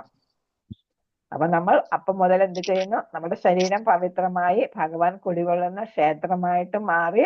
എന്നിട്ട് എന്ത് ചെയ്യുന്നു? നമ്മുടെ ശരീരം ഭഗവാന് സേവനം ചെയ്യുന്നതിന് നമ്മൾ എന്ത് ചെയ്യുന്നു? ഉപയോഗിച്ച് ഭഗവാന് സമർപ്പിതരാകുകയാണ് ചെയ്യുന്നത്. അപ്പം നമ്മൾ പ്രഭാതം മുതൽ ബ്രഹ്മമുഹൂർത്തം, അല്ലെ? ബ്രഹ്മമുഹൂർത്തം മുതൽ നമ്മുടെ ശരീരം പവിത്രമായിട്ട് മാറുന്നു. ഭഗവാന്റെ അനുഗ്രഹം അപ്പം മുതൽ നമുക്ക് കിട്ടുന്നു. ഹരിഭക്തി വിലാസത്തിൽ ഊർധപുണ്ഡ്രക തിലകത്തിന് സമ്പ്രദായം അനുസരിച്ച് ആകൃതിയിലും നിറത്തിലും വസ്തുക്കളിലും വ്യത്യാസം ഉണ്ടാകാമെന്ന് പരാമർശിക്കുന്നു. അപ്പൊ ഞാൻ നേരത്തെ പറഞ്ഞില്ല, പല ആകൃതിയിലും പല സാധനങ്ങൾ കൊണ്ടും പല വൈഷ്ണവ വിഭാഗങ്ങളും ഇടുന്നുണ്ട് എന്നുള്ളതാണ് ഹരിഭക്തി വിലാസത്തിൽ പറഞ്ഞിരിക്കുന്നത്. പക്ഷെ എന്താണ് പ്രഭുപാദർ പറയുന്നത്? ഏതുപയോഗിക്കുക? ഗോപീചന്ദനം ഉപയോഗിക്കുക. മറ്റ് സവിശേഷതകൾ പങ്കിടുന്നു. അത് വളഞ്ഞതും ഇതിന്റെ പ്രത്യേകത എടുത്തു പറയുന്ന കാര്യങ്ങൾ വളഞ്ഞതാകാൻ പാടില്ല, അസമമായതാകാൻ പാടില്ല. എന്ന് വെച്ചാൽ ഈക്വൽ ആയിരിക്കണം, അല്ലെ? നമ്മൾ ഇവിടെ നിന്നും തുടങ്ങി എവിടെ അവസാനിക്കണം? നമ്മുടെ തലമുടി തുടങ്ങുന്നിടത്ത് വേണം അവസാനിക്കാൻ. നമ്മൾ കണ്ടിട്ടില്ലേ പ്രഭുക്കന്മാരൊക്കെ ഇട്ടിരിക്കുന്ന ഇങ്ങനെ നീണ്ട്, ഒന്നാമത് അവര് ക്ലീൻ ഷേവ്ഡും കൂടെ ആയിരിക്കും, അല്ലെ? അപ്പൊ ഇങ്ങനെ നീണ്ടിങ്ങി വരെ പോവും. അങ്ങനെ വേണം ഇടാൻ എന്നുള്ളത്. വളവും തിരിവും ഒന്നും ഇല്ലാതെ പിന്നെ ഒരേപോലെ ഈക്വൽ ആയിരിക്കണം. അതാണ് അസമമായതാകാൻ പാടില്ല. കേന്ദ്രീകൃതമല്ലാത്തത് ഒരേപോലെ ആയിരിക്കണം. വൃത്തികെട്ടതോ ദുർഗന്ധം വഹിക്കുന്നതോ ആയിരിക്കരുത്. അപ്പൊ ചന്ദനം ഏതാണ്? ഗോപീചന്ദനം പ്യുവറാണ്, ശുദ്ധമായതാണ്, അല്ലെ? അതിന് ദുർഗന്ധമൊന്നും ഇല്ല. വൃത്തി നല്ല മണമില്ല, കാണാൻ നല്ല ഭംഗിയാണ് ഇട്ടാലല്ലേ? അപ്പൊ നമ്മ വൈഷ്ണവർക്ക് അത് ഇടുമ്പോ നമുക്ക് തന്നെ ഒരു അഭിമാനം തോന്നും, കാണുമ്പോ ബഹുമാനം തോന്നും. നമ്മളെ വൈഷ്ണവരാണെന്ന് മനസ്സിലാക്കിക്കുന്നത് തന്നെ ഏതാണ്? നമ്മുടെ കുറിയാണ്, അല്ലെ? തിലകമാണ്, അല്ലെ? അപ്പൊ നമ്മളെ ഇങ്ങനെ ഇടുള്ളൂ. ഏതാണ് പിന്നെ ശിവന്റെ ഭക്തന്മാര് 3 പേരെ ഇങ്ങനെയാണ് ഇടുന്നത്, അല്ലെ? ശിവന്റെ ഭക്തർ അതിങ്ങനെയാണ് ഇടുന്നത്, അല്ലെ? ഇതായിട്ടാണ് ഹൊറിസോണ്ടലായിട്ട്. നമ്മളാണ് ഈ വെർട്ടിക്കൽ മുകളിലോട്ട് ഇടുന്നത്. നമ്മൾ വൈഷ്ണവര് മാത്രമേ ഉള്ളൂ. പിന്നെ ചിലര് എല്ലാവരെയും ഭജിക്കുന്നവരെന്താണ് വെറുതെ ഇങ്ങനെ ഒരു വരയിടും, അല്ലെ? ചിലര് വെറുതെ ഒരു ഇതിടാം, ഏതാണ് ഒരു പൊട്ട് പോലെ ഇങ്ങനെ ഇടാം, വട്ടപ്പൊട്ട് ഇടും. അപ്പൊ അങ്ങനെ പല രീതിക്ക് ഇടും. പക്ഷെ നമുക്കിടേണ്ടത് ഏതാണ്? ഊർധപുണ്ഡ്രക ആയിരിക്കണം നമ്മൾ ഇടേണ്ടത് എന്നുള്ളതാണ്. അപ്പൊ നമ്മളെല്ലാവരും ഇട്ട് തുടങ്ങാത്തവരെല്ലാം അത് ഇട്ട് തുടങ്ങുക. നമുക്കത് ഭഗവാന് എന്താണ് നമ്മുടെ ശരീരത്തില് ഭഗവാന് നമ്മൾ കുടിയിരുത്തുന്നതാണ്. അതുകൊണ്ട് എല്ലാവരും ഇടുക. എല്ലാവർക്കും ഭഗവാന്റെ അനുഗ്രഹവും കിട്ടാം. ശ്രീല പ്രഭുപാദരുടെ അനുയായികൾ തിലകം ധരിക്കാൻ ഉപയോഗിക്കുന്നത് ചാരനിറത്തിലുള്ള രാധാകുണ്ടിലെ കളിമണ്ണല്ല, മഞ്ഞ നിറത്തിലുള്ള ഗോപി ചന്ദനമാണ്. അപ്പൊ എന്താ, കളിമണ്ണല്ല, പകരം എന്താണ് ഇവിടുത്തെ വൃന്ദാവനത്തിലെ ഗോപി ചന്ദനമാണ് ഉപയോഗിക്കുന്നത്. നമ്മളവിടെ പോയാലും വാങ്ങി. വാങ്ങിയല്ലേ? നെറ്റിയിൽ എത്ര 75 രൂപ അങ്ങനെന്താണെന്ന് തോന്നുന്നു അല്ലേ? ഒരു അത്രയോ കുറച്ച് പൈസയുള്ളൂ. ഇവിടെയൊക്കെ നമുക്ക് വില കൂടും, അവിടെ നിന്ന് വാങ്ങിക്കുമ്പോ വില കുറയും, ഇങ്ങോട്ട് വരുമ്പോ 10 രൂപ ഉള്ളൂ. പക്ഷെ ഇവിടെ 70-75 ഒക്കെ ഉണ്ട്, നമുക്ക് ഓൺലൈനായിട്ടൊക്കെ അയച്ചു തരും. നമ്മളവിടെ പോയാലും വാങ്ങിയതാ. അതെ, അത് അവിടെ നിന്ന് വാങ്ങിയത് കൊണ്ടാണ് കുറഞ്ഞു കിട്ടിയത്. നെറ്റിയിൽ 2 വരികൾക്കിടയിലുള്ള മധ്യഭാഗം പുരികം മുതൽ മുടി വരെ തുറന്നിരിക്കണം. അതാ പറഞ്ഞു, ഇവിടെ അടയാൻ പാടില്ല. മനസ്സിലായില്ലേ? മുകൾ ഭാഗം വരുമ്പോ നമ്മളിങ്ങനെ കൈവച്ചിടുമ്പോ മേളിലോട്ട് വരുമ്പോ അത് ചെറുതായിട്ട് വരും, അപ്പൊ ഇവിടെ ഇങ്ങനെ അടഞ്ഞു വരും. അത് പാടില്ല. അത് നമ്മൾ എന്ത് ചെയ്യണം, ഈ ചെറിയ വിരല് കൊണ്ട് അത് നേരെയാക്കി തുറന്നിടണം എന്നുള്ളതാണ്. പക്ഷെ അടിയിൽ ചേരണം. ഇവിടെ നമ്മൾ ആർച്ച് പോലെ ഇങ്ങനെ ചേർന്നിരിക്കും. ദൃഢമായ ഭാഗം ഇവിടെ വരുന്നത് പിന്നെ എന്ത് ചെയ്യണം, മൂക്കിന്റെ മുക്കാൽ ഭാഗത്തേക്ക് വ്യാപിച്ചിരിക്കണം. തുളസി വരയ്ക്കുമ്പോ ശരിക്കും ഇതുവരെ വേണമെന്നാണ് പറയുന്നത്. നമ്മളിവിടെ ചെറുതായിട്ടിടും, ചിലര് വളരെ നീട്ടിയിട്ടേക്കുന്ന കാണാം. അപ്പൊ മൂക്കിന്റെ മുക്കാൽ ഭാഗം വരെ ശരിക്ക് വരണമെന്നാണ് പറയുന്നത്. തുളസി ലീഫ്. തിലകം ധരിക്കുമ്പോൾ 2 ലംബ വരകൾ ആദ്യം വരയ്ക്കുന്നു. ഇത് ഭഗവാന്റെ താമര പാദത്തെ പ്രതിനിധീകരിക്കുന്നു. തുടർന്ന് തുളസിയില വരച്ചിരിക്കുന്നു. ലംബ വരകൾ മൂക്കിന്റെ മൂലം എന്ന് പറഞ്ഞാൽ ഇവിടെയാണ് അല്ലെ, ഇവിടെ നിന്ന് തുടങ്ങി താഴോട്ടാണ് വരുന്നത്. പുരികങ്ങൾക്കിടയിൽ അല്ലെ, അവിടെ നിന്ന് തുടങ്ങി താഴോട്ടാണ് വരേണ്ടത്. മൂക്കിന്റെ മൂലയിൽ ആരംഭിക്കുന്നു. ഭഗവാൻ വിഷ്ണു മധ്യഭാഗത്ത് വസിക്കുന്നതായി പറയപ്പെടുന്നു. അപ്പം എവിടെയാണ് മധ്യഭാഗത്ത്? ഇവിടെ മധ്യഭാഗത്ത് ആരുണ്ട്? ഭഗവാനുണ്ട്. ഇടതും വലതും ബ്രഹ്മാവും ശിവനും അല്ലെ. ഇടതുവശത്ത് ബ്രഹ്മാവും വലതുവശത്ത് ശിവൻ. ത്രിമൂർത്തികൾ അല്ലെ, ത്രിമൂർത്തികളെ നമ്മള് അപ്പൊ നെറ്റിയില് വിഷ്ണു ഭഗവാന് പുറമെ ആരും കൂടെ ഉണ്ട് ത്രിമൂർത്തികളിൽ? അതാണ് ബ്രഹ്മാവും ശിവനും. അപ്പൊ 2 പേരും ഉണ്ട്, വലതുവശത്ത് ശിവനും ഇടതുവശത്ത് ബ്രഹ്മാവ്. അപ്പൊ ശിവനെ ആരാധിക്കുന്നവർക്കും സമാധാനമായി അല്ലെ. ചിലര് ശിവനെ ആരാധിക്കുന്നവരായിരിക്കും, അവർക്ക് സമാധാനം. കാരണം എന്താണ്, തിലകം ചാർത്തുമ്പോ ആരെയും കൂടെ കാണിക്കുന്നുണ്ട്. അത് ആരെയും കൂടെ പ്രതിനിധീകരിക്കുന്നു? ശിവനെയും അല്ലെ. പിന്നെ ബ്രഹ്മാവിനെ നമ്മൾ പലരും പൂജിക്കുന്നില്ല, പക്ഷെ ബ്രഹ്മാവും ഉണ്ട്. ദ്രവരൂപത്തിലുള്ള ഗോപി ചന്ദനം കൈപ്പത്തിയിൽ കലർത്തുമ്പോൾ ഒഴുകി പോകാതിരിക്കാൻ ന്യൂയോർക്കിലെ ഭക്തർക്ക് ശ്രീല പ്രഭുപാദർ ഉപദേശം നൽകിയിരുന്നു. അവിടെയല്ലേ തുടങ്ങിയതല്ലേ, അമേരിക്കയില്. അപ്പൊ അവിടെ എന്ത് ചെയ്തു, ഭക്തർക്ക്, അവരെല്ലാം മറ്റു മതക്കാരായിരുന്നല്ലോ അല്ലെ, അപ്പൊ അവരെ എല്ലാവരെയും കൃഷ്ണാവബോധത്തിൽ കൊണ്ടുവരികയാണ് ചെയ്തിരുന്നത്. അപ്പൊ അതുകൊണ്ട് എന്ത് ചെയ്തു, അത് പാഴാക്കരുത്, അത് വിലപ്പെട്ടതാണ്. നിലത്ത് വീണാൽ ഉടൻ സ്ഥലം വൃത്തിയാക്കുക എന്ന് വെച്ചാൽ എന്താണ്, നമ്മൾ ചവിട്ടാൻ പാടില്ല അല്ലെ. അതാണ് പറയുന്നത്, ചവിട്ടാൻ പാടില്ല, അത് കളയാനും പാടില്ല. നമ്മള് എടുത്തു കഴിഞ്ഞാല് പിന്നെ ബാക്കി വരുന്നത് ഇപ്പൊ പിന്നെ പ്രഭുമാരാണെങ്കിൽ ശിഖയിൽ പുരട്ടും. ഇവിടെ അവര് ശിഖ വെക്കത്തില്ല പുറയില. അപ്പം പ്രഭുക്കന്മാരാണെങ്കിൽ ബാക്കി വരുന്നത് ശിഖയിൽ പുരട്ടും. അതിവിടെ വരുന്നുണ്ട്. നമ്മൾ മാതാജിമാർക്ക് ശിഖ ഇല്ലാത്തത് കൊണ്ട് നമുക്ക് എന്താണ്, കളയാതെ നമുക്കൊരു ചെറിയ ബൗളിലോ എന്തിലെങ്കിലും അത് എടുത്ത് വെച്ചേക്കാം, കളയാതെ സൂക്ഷിക്കാം. കളയാതെ അപ്പൊ എടുക്കുമ്പോ നഷ്ടം വരാതിരിക്കാം. അപ്പൊ ഇതാണ് 12 ഭാഗങ്ങൾ കൊടുത്തിട്ടുണ്ട്. ഇതാണ് നെറ്റിയിൽ വരുന്നു. പിന്നെ നമ്മൾ അടുത്ത് ഇടുന്ന ഇതാണ് വയർ അല്ലെ, അബ്ഡമന്റെ മുകളിലായിട്ട്, പൊക്കിളിന്റെ മേളിലായിട്ട്, പിന്നെ നമ്മൾ ചെസ്റ്റിലായിട്ട്, പിന്നെ കഴുത്തിലായിട്ട്. അത് കഴിഞ്ഞിട്ട് പിന്നെ വലത് ഭാഗത്തിടും അല്ലെ, ഇവിടെ ഇടും. അത് കഴിഞ്ഞിട്ട് വലത് കൈയുടെ ഇവിടെ മുട്ടിന് മേളിലായിട്ടിടും. പിന്നെ ഈ ഷോൾഡറിന് അല്ലെ, ഇവിടെ ആയിട്ടിടും, ഷോൾഡറിന് താഴെ ആയിട്ടിടും. അത് കഴിഞ്ഞിട്ട് നമ്മൾ ഈ ഇടത് സൈഡിൽ, ഇടത് കൈയുടെ വയറിന്റെ അവിടെ അല്ലെ, വയറിന്റെ ഇടതുവശത്ത് അബ്ഡമന് പൊക്കിളിന് മുകളിലായിട്ട് ഇടതുവശത്ത് ചെയ്യാം. അത് കഴിഞ്ഞിട്ട് നമ്മൾ എന്ത് ചെയ്യുന്നു, ഇടത് കൈയില് ഇവിടെ താഴെ മുട്ടിന് മേളിലായിട്ട് ഇവിടെ ചെയ്യുന്നു. അത് കഴിഞ്ഞിട്ട് ഷോൾഡറിനും താഴെയായിട്ട് അല്ലെ ഇവിടെ ചെയ്യുന്നു. പിന്നെ വരുന്നത് നമ്മൾ ഏതാണ്, ഈ കഴുത്തിന് ജസ്റ്റ് നമ്മളിവിടെ കഴുത്തിന്റെ ഫ്രണ്ടിൽ ഇട്ടതുപോലെ തന്നെ കഴുത്തിന് പുറകു വശം ഇടുന്നു. പിന്നെ നമ്മൾ ചെസ്റ്റിന്റെ പുറകു വശമായിട്ട് ഇടുന്നു അല്ലെ, ചെസ്റ്റിന്റെ പുറകു വശം, കഴുത്തിന്റെ പുറകു വശവും വരുന്ന ചെസ്റ്റിന്റെ പുറകു വശം അല്ലെ, ഇവിടെ കാണിച്ചിരിക്കുന്നു അല്ലെ, കഴുത്തിന്റെ പുറകു വശം, ചെസ്റ്റിന്റെ പുറകു വശം. അപ്പൊ ശിഖ ബാക്കി വരുന്നത് പ്രഭുക്കന്മാര് ഈ ശിഖയില് തേക്കുകയാണ് പതിവ്. അപ്പൊ അങ്ങനെയാണ്. അപ്പൊ അതാണ് 12 അല്ലെ. ഇനി ഇതിന്റെ നാമം വരുന്നുണ്ട്. നമ്മൾ ഇത് ശ്രദ്ധിക്കേണ്ട, നമ്മൾ അരയ്ക്ക് മേളിലാണ് ഇതൊക്കെ ചെയ്യുന്നത് അല്ലെ. അപ്പൊ അരയ്ക്ക് മേളിലായിട്ട് നമ്മൾ ക്ഷേത്രവുമായി ബന്ധപ്പെടുന്ന ഒരു കാര്യവും അല്ലെങ്കിൽ ഭഗവാനുമായി ബന്ധപ്പെടുന്ന ഒരു കാര്യവും അരയ്ക്ക് താഴെ നമ്മൾ ഉപയോഗിക്കത്തില്ല അല്ലെ.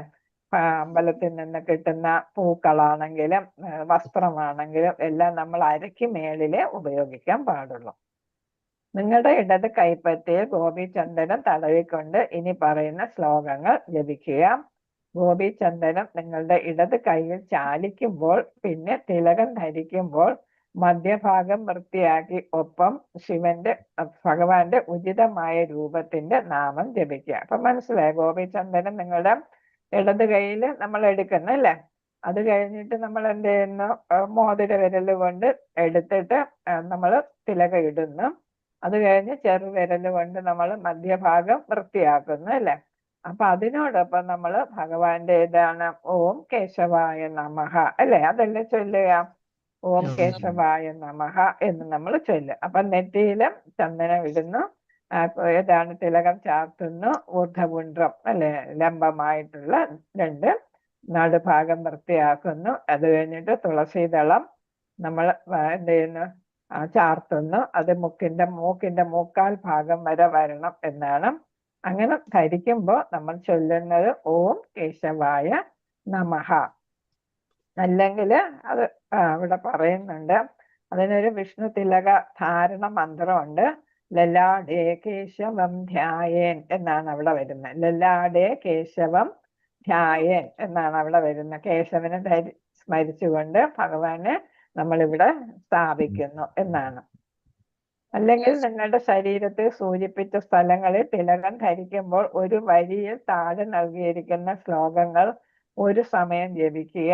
ശേഷം മധ്യഭാഗം വൃത്തിയാക്കുമ്പോൾ ഭഗവാൻ വസിക്കുന്ന ഇടം മധ്യഭാഗം 2 ലൈനിനിടയ്ക്ക് അല്ലെ, അത് ഇത് ചെയ്യുമ്പോൾ ഭഗവാന് ഉചിതമായ രൂപത്തിന്റെ നാമം ചൊല്ലുക. നമ്മളിപ്പോ കേശവായ നമഃ എന്ന് പറഞ്ഞു. ഉദാഹരണത്തിന് ലലാടേ കേശവൻ ധ്യായേൻ എന്നാണ്, ധ്യായൻ എന്നല്ല ധ്യായേൻ എന്നാണ് എന്ന് ജപിച്ച് നെറ്റിയിൽ തിലകം പുരട്ടുക. തുടർന്ന് പിന്നെ അടുത്ത് നമ്മൾ അബ്ഡമൻ അല്ലെ, പൊക്കിളിന് മുകളിലായിട്ടാണ് വരുന്നത്. ഓം കേശവായ നമഃ എന്ന് ജപിക്കുന്നു. ലലാടേ കേശവൻ ധ്യായേൻ അല്ലെങ്കിൽ ഏതാണ് ഓം കേശവായ നമഃ അല്ലെ എന്ന് ജപിക്കുന്നു. ഈ പാട്ട് പഠിച്ചു വെക്കുന്നവർക്ക് കൊള്ളാം, ശ്ലോകം പഠിച്ചു വെച്ചാൽ അത് ചൊല്ലി ഇടാം. നടുവിലുള്ള സ്ഥലം മായ്ക്കുക, ചന്ദനം പുരണ്ടിരിക്കുന്നത് മായ്ക്കുക നടുവ് ചെറുവിരല് കൊണ്ട്.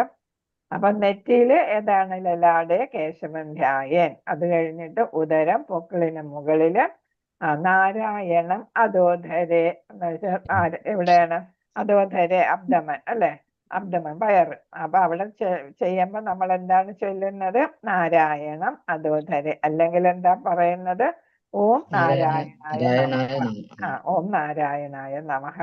പിന്നെ നെഞ്ചിൽ വരുമ്പം വക്ഷസ്ഥലേ മാധവന്തു എന്നാണ്, വക്ഷസ്ഥലേ എന്നാണ്, വക്ഷാന്നില്ല, വക്ഷസ്ഥലേ മാധവന്തു എന്നാണ് അവിടെ പറയുന്നത്. അല്ലെങ്കിൽ ഓം മാധവായ നമഃ.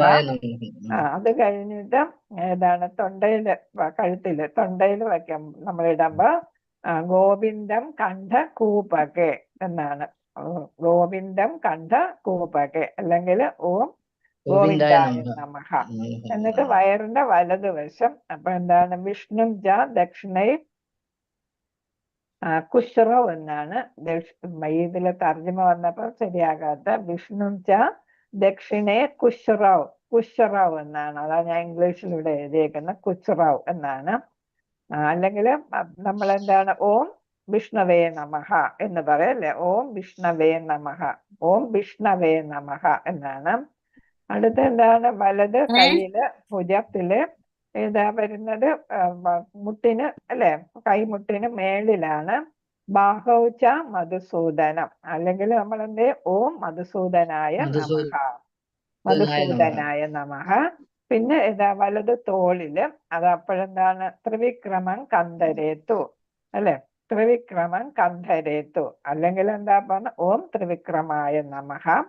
പിന്നെ വയറിന്റെ ഇടതുവശം വാമനം വാമ പാർശ്വകേ എന്നാണ്, വാമനം വാമ പാർശ്വകേ എന്നാണ്, പാർശ്വകേ.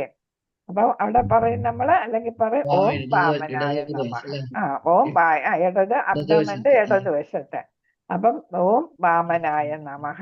പിന്നെ ഇടത് കയ്യില് അല്ലെ ഭുജത്തില് മുട്ടിന് മേളിൽ വരുമ്പോ ശ്രീധരം വാമ ബാഹൗത്തു എന്നാണ്, ശ്രീധരം വാമ ബാഹൗ തു എന്നാണ് ഇവിടെ ചായന്ന് കിടക്കുന്ന, ശ്രീധരം വാമ ബാഹൗത്തു എന്നാണ്. ഓം ശ്രീധരായ നമഃ. അടുത്ത് ഇടത് തോളില് വരുമ്പോ ഹൃഷീകേശം തു കന്ധരെ, ഹൃഷീകേശാണ്, ഹൃഷീകേശം തു കന്ധരെ.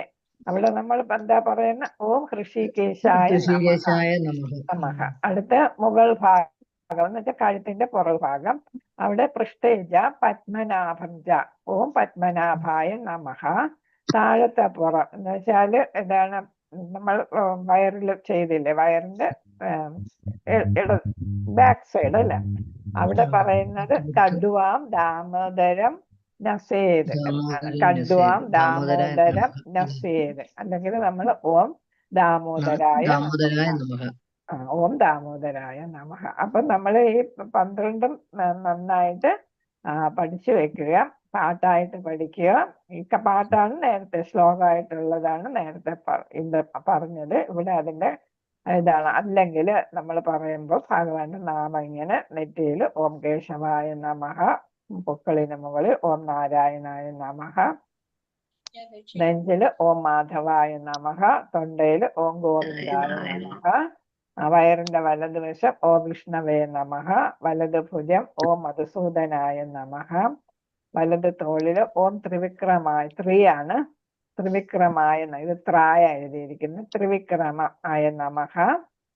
വയറിന്റെ ഇടതുവശത്ത് ഓം വാമനായ നമഃ, ഇടത് കയ്യില് ഓം ശ്രീധരായ നമഃ, ഇടത് തോളില് ഓം ഹൃഷീകേശായ നമഃ, മുകൾ ഭാഗത്ത് കഴുത്തിന്റെ പുറകു ഭാഗത്ത് ഓം പത്മനാഭായ നമഃ, ബാക്ക് സൈഡില് അബ്ഡമന്റെ ബാക്ക് സൈഡില് എന്താണ് ഓം ദാമോദരായ നമഃ. അത്രയാണ് നമ്മൾ ചെയ്യുന്നത്. പിന്നെ ശിഖ പ്രദേശം തിലകം കൊണ്ട് അടയാളപ്പെടുത്തിയിട്ടില്ല പടത്തില്, പകരം വലതു കൈ കഴുകിയ ശേഷം ബാക്കിയുള്ള വെള്ളം നിങ്ങളുടെ ശിഖയ്ക്കുമേൽ ഓം വാസുദേവായ നമഃ ജപിച്ചുകൊണ്ട് തടവുക. വെള്ളം അല്ലെങ്കിൽ ഏതാണ് ചന്ദനം അല്ലെ, അത് ബാക്കി ചന്ദനം ഉണ്ടെങ്കിൽ പ്രഭുജിമാര് ശിഖയില് എന്ത് ജപിക്കണം അവിടെ ഓം വാസുദേവായ നമഃ. അപ്പൊ നമ്മൾ ഓം കേശവായ നമഃ, ഓം പിന്നെ ഏതാണ് നാരായണായ നമഃ, ഓം മാധവായ നമഃ, ഓം ഗോവിന്ദായ നമഃ, ഓം വിഷ്ണവേ നമഃ, ഓം പിന്നെ ഏതാണ് ഓം മധുസൂദനായ നമഃ, ഓം മധുസൂദനായ ത്രിവിക്രമായ നമഃ, ഓം വാമനായ നമഃ, ഓം ശ്രീധരായ നമഃ. അത് കഴിഞ്ഞിട്ട് ഓം ഹൃഷീകേശായ നമഃ, അത് കഴിഞ്ഞിട്ട് ഓം പത്മനാഭായ നമഃ, പിന്നെ ഓം ദാമോദരായ നമഃ. ബാക്കി വരുന്നത് ഓം വാസുദേവായ നമഃ. അപ്പൊ ഇത്രയും അല്ലെ 13 നമ്മള് ചൊല്ലിയാണ് ഇത് നമ്മൾ എന്ത് ചെയ്യുന്ന ധരിക്കേണ്ടത്. അപ്പൊ എല്ലാവർക്കും അറിയാമല്ലോ, എല്ലാവർക്കും ഒരുവിധം അറിയാമെന്ന് തന്നെയാണ്. പിന്നെ നമ്മൾ ഹരേ കൃഷ്ണൻ. അപ്പൊ നമ്മൾ നന്നായിട്ട് ആണോ അപ്പൊ പിന്നെ ഇത് നിങ്ങളുടെ ഇത് ഉണ്ടല്ലോ, പിന്നെ വാട്സപ്പില് കാണുമല്ലോ, ഇതൊക്കെ ഇത് വരുമല്ലോ. അത് നോക്കിയിട്ട് അത് തന്നെ. അപ്പൊ ഒന്ന് നോക്കിയിട്ട് എല്ലാവരും നാളെ മുതൽ ആ തരത്തിൽ ചെയ്യണം. 4 മണിക്ക് മംഗളാരതിക്ക് എണീക്കുമല്ലോ, അപ്പൊ മംഗളാരതിക്ക് എണീറ്റിട്ട് ഇത് ചന്ദനം നമ്മൾ തിലകം ചാർത്തണമെങ്കിൽ കുളിക്കണം കേട്ടോ, കുളിച്ചിട്ടേ ചെയ്യണം.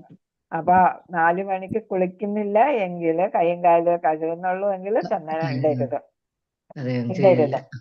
അപ്പൊ പകല് രാവിലെ നമ്മൾ നേരം വെളുത്തിട്ടൊക്കെ നമ്മള് കുളിക്കുമല്ലോ, കുളിക്കുമ്പോ ചെയ്യുക. അപ്പൊ കുളിക്കാതെ നമ്മൾ ചെയ്യരുത്. കുളിക്കാതെയും പുതിയ വസ്ത്രം എന്ന് വെച്ചാൽ കഴുകി ഉണക്കിയ വസ്ത്രം, കഴുകി ഉണക്കിയ വസ്ത്രം ധരിക്കാതെ നമ്മൾ ഭഗവാന് നമ്മളെ ശരീരത്തിൽ കുടിയിരുത്താൻ പറ്റില്ല അല്ലെ. അപ്പൊ നമ്മൾ ക്ഷേത്രത്തിലൊക്കെ ഇതുവരെയും പോയത് നമ്മൾ കുളിച്ച് പുതിയ വസ്ത്രം ധരിച്ചല്ലേ പോകുന്നായിരുന്നു. അങ്ങനെ അപ്പൊ നമ്മള് അത് അങ്ങനെ ചെയ്യണം. ഇപ്പൊ 4 മണിക്ക് പറ്റുന്നില്ല എങ്കിൽ എപ്പോഴാണോ കുളിക്കുന്നത് ആ സമയത്ത് ഇത് ചെയ്യുക. അപ്പൊ അതൊരു ശീലമാക്കുക. അപ്പൊ നമ്മളൊക്കെ രാവിലെ തന്നെ കുളിച്ച് ചെയ്യാം. നമ്മൾ മംഗളാരതിക്ക് മുമ്പ് കുളിച്ചാണ് നമ്മൾ മംഗളാരതിക്ക് കയറുന്നത്. അപ്പൊ നമ്മള് ഇതൊക്കെ പുരട്ടി നമ്മൾ തിലകം ചാർത്തി ഇട്ടാണ് കയറുന്നത്. നമ്മൾ ഉറങ്ങുന്നത്, നമ്മൾ ഉറങ്ങിക്കഴിഞ്ഞാൽ നമ്മൾ ഉണരുമ്പോ കുളിക്കണമെന്നുള്ളതാണ് പറയുന്നത്. എന്നുവെച്ചാൽ രാത്രി ഉറങ്ങുമ്പോ നമ്മള് പിന്നെ ബോധത്തോടെ നമ്മൾ എവിടെയോ മരിച്ച പോലെയാണ് അല്ലേ, നമ്മളൊന്നും അറിയുന്നില്ല അല്ലേ, നമ്മൾ ഉണരുമ്പോഴാ അറിയുന്നത് അല്ലേ. അപ്പൊ അത് മരിച്ച പോലെയാണ് നമ്മള്. അപ്പൊ നമ്മൾ പിന്നെ നമ്മൾ എല്ലാ ദിവസവും കിടക്കുന്ന ബെഡിലാ കിടക്കുന്നത് ഒക്കെ അല്ലേ. അപ്പൊ അത് കാരണം നമ്മൾ ശുചിയാക്കണം. നമ്മുടെ ശരീരം ശുചിയാകുമ്പോ മനസ്സും ഒരു ഫ്രഷ് ആവും അല്ലേ. രാവിലെ കുളിക്കുമ്പോഴൊക്കെ ഒരു ഫ്രഷ് ആവും. അപ്പൊ അങ്ങനെ ചെയ്യണമെന്നുള്ളതാണ്. അപ്പൊ എന്താണെങ്കിലും കുളിച്ച് വേറെ പുതിയായിട്ട് അലക്കി തേച്ചെന്ന് വെച്ചാൽ അലക്കിയ അല്ലെ, കഴുകി ഉണക്കിയ വസ്ത്രം ധരിച്ചിട്ട് വേണം നമ്മൾ ഇത് ചെയ്യാനായിട്ട്. അപ്പൊ ഇത് നമ്മൾ ചെയ്താൽ നമുക്ക് അന്നത്തെ ദിവസം നന്നായിരിക്കും. ഭഗവാനെ നമുക്ക് ഭക്തിയോടെ ഭഗവാനെ പ്രകീർത്തിക്കാനും കാര്യങ്ങൾ എല്ലാ ദിവസവും അന്നത്തെ ദിവസം നന്നായിട്ട് വരും എന്നുള്ളതാണ്. എല്ലാ കാര്യങ്ങളും നന്നായിട്ട് ചെയ്യാനായിട്ട് നമുക്ക് പറ്റും. ഹരേ കൃഷ്ണ. പഞ്ചകൽപതരൂപസ്യ കൃപാ സിന്ധുഭേവച പതിദാനം പാവനേഭ്യോ വൈഷ്ണവേഭ്യോ നമോ നമഃ.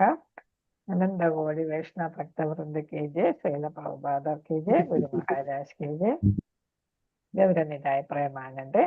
ഹരി ഹരി ബോൾ. ഹരേ കൃഷ്ണ കൃഷ്ണ കൃഷ്ണ ഹരേ ഹരേ ഹരേ, ഹരേ ഹരേ ഹരേ രാമ രാമ ഹരേ രാമ രാമ രാമ ഹരേ ഹരേ, ഹരേ കൃഷ്ണ ഹരേ കൃഷ്ണ ഹരേ കൃഷ്ണ മാതാജി. കൃഷ്ണ ഹരേ രാമ രാമ രാമ ഹരേ ഹരേ, ഹരേ കൃഷ്ണ ഹരേ കൃഷ്ണ കൃഷ്ണ കൃഷ്ണ ഹരേ ഹരേ, ഹരേ രാമ രാമ രാമ ഹരേ ഹരേ. ഹരേ കൃഷ്ണ ഹരേ കൃഷ്ണ ഹരേ കൃഷ്ണ. നിങ്ങൾ ഓരോ കീർത്തനങ്ങളൊക്കെ നമ്മളെ വൈഷ്ണവ ഗീതങ്ങളൊക്കെ ഇല്ലേ കയ്യില്? വാങ്ങിയിട്ടില്ലേ എല്ലാവരും? വാങ്ങാത്തവര് വാങ്ങണം കേട്ടോ. അപ്പൊ മണികൃഷ്ണ മാതാജി അടുത്ത് പറഞ്ഞാല് ഇതും ഈ വൈഷ്ണവ ഗീതങ്ങളും നമുക്ക് വാങ്ങിക്കാം. പിന്നെ ഞാൻ പേരെന്ന് പറഞ്ഞല്ല, കൃഷ്ണാവബോധം ഒരു വഴികാട്ടി അല്ലേ, ആ ബുക്കും വാങ്ങിക്കണം. അപ്പൊ അതൊക്കെ വാങ്ങിച്ച് നമ്മൾ വായിച്ചു നോക്കണം. എന്നിട്ട് അതേ പറയണ പോലെയൊക്കെ നമ്മൾ ചെയ്യണം. അപ്പൊ വൈഷ്ണവ ഗീതങ്ങളിൽ ഒരുപാട് ശ്ലോകങ്ങളുണ്ട്. അപ്പൊ പ്രണാമ മന്ത്രങ്ങളുണ്ട്, കീർത്തനങ്ങളുണ്ട്, എല്ലാം ഭയങ്കര വലിയ വൈഷ്ണവർ എഴുതിയതാണ്. അപ്പൊ ആ വൈഷ്ണവ ഗീതങ്ങളിലെ ശ്ലോകങ്ങളാണ്, കീർത്തനങ്ങളാണ് നമ്മൾ ചൊല്ലേണ്ടത്. വിശ്വനാഥ് ചക്രവർത്തി, അങ്ങനെയുള്ള നരോത്തമദാസ് എന്നൊക്കെ പറഞ്ഞിട്ടുള്ള വലിയ ആചാര്യന്മാരെഴുതിയ കീർത്തനങ്ങളാണ്. അത് നമ്മൾ ചൊല്ലണമെന്നുള്ളതാണ്. നമ്മളിവിടെ മംഗളാരതിക്ക് ചൊല്ലുന്ന പിന്നെ പ്രണാമ മന്ത്രങ്ങളും എല്ലാം ഇതിലുണ്ട്. അപ്പം വൈഷ്ണവ ഗീതങ്ങൾ എന്നുള്ള ബുക്ക് വാങ്ങണം. അതേപോലെ തന്നെ കൃഷ്ണാവബോധം ഒരു വഴികാട്ടി എന്നുള്ള അതും വാങ്ങണം. പിന്നെ നമ്മൾ ഓരോ പ്രസാദം കഴിക്കുമ്പോ ഭോജന മന്ത്രമുണ്ട്, ഭഗവാൻ അർപ്പിക്കുമ്പോ നമ്മൾ ചൊല്ലേണ്ട പ്രണാമ മന്ത്രമുണ്ട്. വെറുതെ കൊണ്ട് നമ്മൾ ഭഗവാന്റെ മുന്നിൽ എന്തെങ്കിലും വയ്ക്കുകയല്ല ചെയ്യുന്നത്, നമ്മൾ സ്തുതിച്ചാണ് വെക്കുന്നത് അല്ലേ. അപ്പൊ നമ്മൾ ഗുരുവിനെ സ്തുതിക്കാം, പിന്നെ നമ്മുടെ പ്രഭുപാദരെ സ്തുതിക്കാം. അത് കഴിഞ്ഞിട്ട് പഞ്ചതത്വ മന്ത്രം ചൊല്ലാം. അത് കഴിഞ്ഞ് പിന്നെ ആരാണ് പഞ്ചതത്വമല്ല ചൈതന്യ മഹാപ്രഭുവിന്റെ മന്ത്രം ചൊല്ലും. അത് കഴിഞ്ഞിട്ടാണ് ഭഗവാനെ സ്തുതിക്കുന്നത്. അപ്പൊ ഈ പരമ്പര വഴി മേളിലോട്ട് പോയി അവസാനമാണ് ഭഗവാനെ സ്തുതിക്കുന്നത്. അത് കഴിഞ്ഞിട്ട് നമ്മൾ പഞ്ചതത്വ മന്ത്രം ചൊല്ലും. അത് കഴിഞ്ഞിട്ട് ഭഗവാന്റെ മഹാമന്ത്രം ചൊല്ലും. ഇത്രയും ചൊല്ലിയാണ് നമ്മൾ അർപ്പിക്കുന്നത്. എന്ന് വെച്ചാൽ ഗുരുക്കന്മാരിലൂടെയാണ് ഭഗവാൻ നമ്മുടെ പ്രസാദം സ്വീകരിക്കുന്നത്. അപ്പൊ അതൊക്കെ നമ്മൾ പഠിച്ചു വെക്കണം. നമ്മള് ഇനി ഉയർന്ന ഭക്തിശാസ്ത്രി പഠിക്കാൻ പോവാ, അല്ലെങ്കിൽ നമ്മൾ വീട്ടിലെല്ലാം ആരൊക്കെയാണ് ഭഗവാന് പ്രസാദം നിവേദിക്കുന്നത്? ആരൊക്കെ ചെയ്യും? ഫ്രൂട്ട്സ് വെക്കാറുണ്ട് മാതാജി. Fruits. എന്ത് വെച്ചാലും വെള്ളം വെച്ചാലും നമ്മൾ ഇത് ചൊല്ലി വെക്കണമെന്ന്, എന്നാലേ ഭഗവാൻ സ്വീകരിക്കൂ എന്നുള്ളതാണ്. ഗുരുക്കന്മാരിൽ ഇവിടെ വേണം നമ്മൾ ഭഗവാന്. ഇപ്പം വെള്ളം വെച്ചാലും ഫ്രൂട്ട്സ് വെച്ചാലും നമ്മൾ എന്ത് വെച്ചാലും നമ്മൾ ഭഗവാന് എന്ത് കൊടുത്താലും ഇങ്ങനെ മന്ത്രങ്ങൾ ചൊല്ലണം. നമ്മൾ ചൊല്ലുന്ന ഇതിലുണ്ടല്ലോ 2 മന്ത്രം ഇതിലുണ്ട്. ഏതാണ്? ഞാനിപ്പോ ദീക്ഷ എടുത്തത് കൊണ്ട് നമ്മൾ ദീക്ഷാ ഗുരുവിനെ ആദ്യം ചൊല്ലാം. ഏതാണ് ഓം? എന്താ ഞാൻ ചൊല്ലുന്ന? നമ ഓം വിഷ്ണുപാദായ കൃഷ്ണപ്രേഷ്ഠായ ഭൂതലെ. അത് അല്ല, അത് കഴിഞ്ഞിട്ട് നമ്മൾ എന്റെ ദീക്ഷാ ഗുരുവിനെ ചൊല്ലും. അത് കഴിഞ്ഞിട്ട് നമ ഓം വിഷ്ണുപാദായ കൃഷ്ണപ്രേഷ്ഠായ ഭൂതലെ എന്ന് പറഞ്ഞിട്ട് പ്രഭുപാദരെ ചൊല്ലും അല്ലെ. അടുത്ത മഹാവദന്യായ കൃഷ്ണപ്രേമപ്ര എന്ന് പറഞ്ഞിട്ട് നമ്മൾ ആരെയാണ് ചൊല്ലും? ചൈതന്യ മഹാപ്രഭുവിനെ ചൊല്ലും. അത് കഴിഞ്ഞിട്ടാണ് നമ ഓം ബ്രാഹ്മണായ എന്ന് പറഞ്ഞ നമ്മള് ഗോക്കളെയും പിന്നെ ബ്രാഹ്മണരെയും പിന്നെ ഇഷ്ടപ്പെടുന്ന ഭഗവാൻ എന്നുള്ള ആ പ്രണാമ മന്ത്രം ചൊല്ലും. അത് കഴിഞ്ഞിട്ട് നമ്മൾ ജയ ശ്രീകൃഷ്ണ അത് ചൊല്ലും. അത് കഴിഞ്ഞിട്ടാണ് ഹരേ കൃഷ്ണ ചൊല്ലുന്നത്. അപ്പൊ ഇത്രയും ചൊല്ലിയാണ് നമ്മൾ അർപ്പിക്കുന്നത്. അപ്പൊ അത് നമ്മൾ പഠിച്ചു വെക്കണം. അത്രയും ശ്ലോകങ്ങള് പഠിച്ചു വെക്കേണ്ടതാണ്. ഹരേ കൃഷ്ണ. നമോ വിഷ്ണുപാദായ. പിന്നെ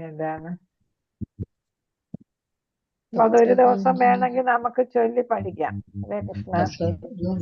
ഒരു ദിവസം അതല്ല, അത് ഇവിടെ അല്ല കേട്ടോ, അതല്ല. നമുക്കൊരു ദിവസം അത് ചൊല്ലി പഠിപ്പിച്ചു തരാം കേട്ടോ.